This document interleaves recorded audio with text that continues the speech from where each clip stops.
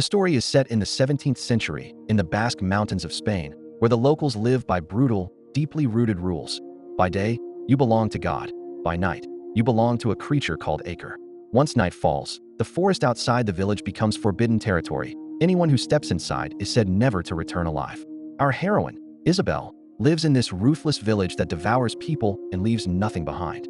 Her husband, Mateo, is crippled, hot-tempered, and controlling, with no talent other than making his wife miserable. If the food tastes bland or the clothes are not washed properly, he explodes in rage. Every day of Isabel's life feels like a prison sentence. After enduring it for so long, she is already on the verge of collapse. One night, the pressure finally erupts. Isabel loses her mind over his actions, slams Mateo violently against the wall, and screams at him. Mateo fumes at this and slaps her. During the struggle, his nose bleeds, and blood drips onto his most cherished white shirt that she's putting on. And what is his first reaction? Not concern for his injury. Instead, he snarls and tells her that if this shirt can't be cleaned, she shouldn't even think about living. That single sentence crushes the last piece of softness left in Isabel. Earlier that night, when Mateo was not paying attention, she had quietly drops a piece of poisonous mushroom into his porridge. Minutes later, he clutches his stomach, collapses to the floor, convulses violently, foams at the mouth, and stares with wide, crazed eyes. Isabel is horrified. She never meant to kill anyone, but she knows that if she stays, the only thing waiting for her is the stake. So she grabs an oil lamp and plunges into the endless darkness of the forest. Behind her are Mateo's desperate screams. Ahead of her is a darkness deep enough to swallow everything whole. She runs with all her strength, as if someone is right behind her, matching every step. Then suddenly, her foot slips. The oil lamp goes out. Everything around her sinks into perfect silence and blackness. A tall, shadowy figure with enormous antlers slowly rises and stares at her without a word. It is Akara, the night god the villagers speak of, the being that hunts anyone foolish enough to travel after dark. Terrified, Isabel turns and runs blindly deeper into the forest, nearly out of her mind. But then the scene suddenly flips. The deadly chase was never real at all. It was only a story being told by women gathered beside the river. Isabel did not die. She had collapsed in the forest and was rescued by these women. And yes, it sounds absurd at first. Why would women be washing clothes in the middle of the night in an isolated wilderness? Because they are not really washing clothes. This is their secret refuge. By day, they are obedient wives, beaten servants, and silent mothers who dare not speak. But at night, they come together to speak freely, vent their rage, tell stories, lean on one another, and hide from the wave of persecution sweeping across Europe. At that time, the witch hunts are so savage they are almost beyond belief. If a woman is beautiful, she is suspected of being a witch. If she knows herbal medicine, she is a witch. If she is strong-willed or disobedient, she is definitely a witch. Even a husband who simply dislikes his wife can accuse her of witchcraft. And once a woman is branded a witch, the only future waiting for her is a fiery death at the stake. That is why these women gather here at night. Not because they are idle, but because they are trying to survive in a world with no mercy. There is only one rule if you want to stay. Everyone must tell a horror story. It can be true or invented, but it must be frightening enough to chill the blood, pierce the heart, and carry hatred inside it. The first story is told by the leader of the group, a woman named Ines. She tells of a girl named Amaya, who becomes possessed overnight. Bruised handprints appear around her neck. Day and night she screams that something is choking her. The priest comes to perform an exorcism, repeating prayers endlessly and splashing holy water everywhere. But Amaya only grows worse.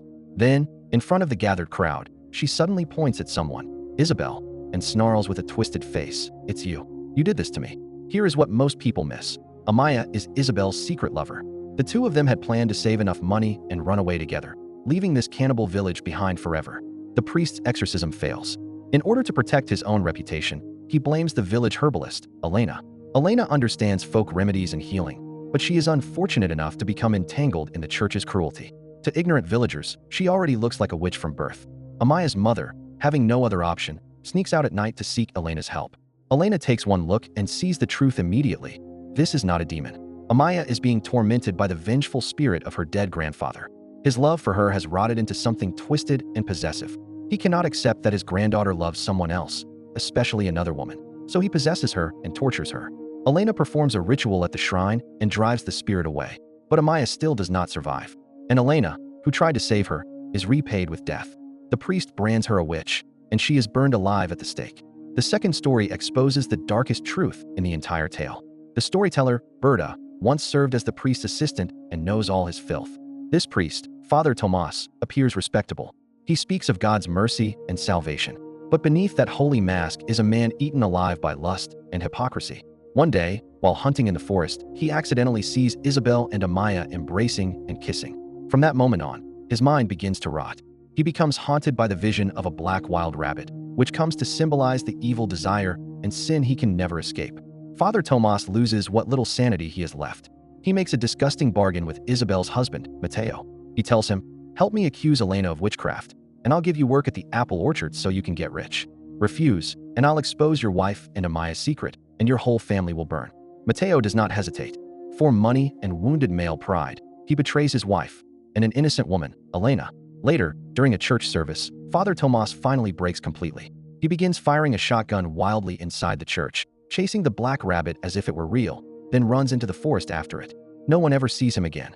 The villagers claim that his soul is trapped in the woods forever, still chasing that rabbit year after year, never able to catch it and never able to rest. So the truth becomes clear. Isabel did not run because she was evil. She ran because she had no other choice. Her husband betrayed her. The priest wanted her captured. Her lover died trying to save her. And if she had stayed, she would have been the next woman tied to the stake. She is not a monster. She is simply a woman pushed beyond the edge. When the women hear her full story, they do not report her. They do not reject her. They only tell her, "You are not alone. We all escaped." Then they lead Isabel deeper into the forest, toward a hidden clearing. There, they pull out a small container of dark ointment with the sharp smell of plants. One by one, they rub it under their arms, onto their wrists, and along their legs. Then they smear some onto Isabel as well. And then the impossible happens. Suddenly, their bodies feel light. They rise into the air, soaring higher and higher, faster and wilder, shedding an entire lifetime of pain, humiliation, fury, and despair. But no one expects Mateo to still be alive. He should have been incapacitated by the poison, yet somehow he survives. Secretly, he follows them into the forest, finds the leftover ointment, rubs it onto himself, and, unbelievably, he begins to fly too. As he rises, he screams that he will capture Isabel, expose all the women, and send them to the stake. Panic spreads through the group, but Isabel does not panic. Suspended in midair, she turns to him with cold calm and gives a single nod. In the next instant, Mateo loses all lift. He plummets like a stone from the sky and smashes into the earth below, dead on impact. For the first time in her life, Isabel has taken control of her own fate. For the first time, she has ended her nightmare with her own hands. Afterward, the women carry her deeper into the forest, to a blazing ravine where flames shoot upward and stain the night with light. They join hands and form a circle around the fire. Then they begin to dance. Faster and faster. Their chants grow louder and more intense. Into those movements they pour centuries of suffering, grief, rage, and helplessness. This is not celebration. It is revenge. This is not superstition. It is rebellion against an entire patriarchal world that has tried to crush them. At the height of the dance, when the chanting reaches its breaking point, the flames explode upward. From the fire rises a towering figure. It has the twisted head of a ram, legs curved like sickles, and eyes blazing with infernal fire. Its body bears the full breasts of a woman, yet also carries a masculine, ancient, and violent presence, half mother, half beast, half wild god. Black smoke coils around it. The plants nearby wither. The very air seems to freeze beneath its presence. All the women fall to their knees. All except Isabel. She remains standing, tears streaming down her face. Then the creature lifts a hand. The black smoke swirls and begins to dissolve. The ram's head vanishes. And standing before Isabel is Amaya. Alive. Exactly as Isabel remembers her. The same face. The same soft gaze. The same gentle presence. Isabel runs forward in tears, and the two women embrace. All the suffering Isabel has endured, all the love she had been forced to hide, all the words she had buried inside herself. At last, they find a place to belong. The women around them lower their heads. There is no cheering, no noise, no spectacle, only silent solidarity. In the distance, the village bells begin to ring again and again. The men are coming with torches. Another witch hunt is beginning. Please like, subscribe, and share if you enjoyed this recap. Thanks for watching.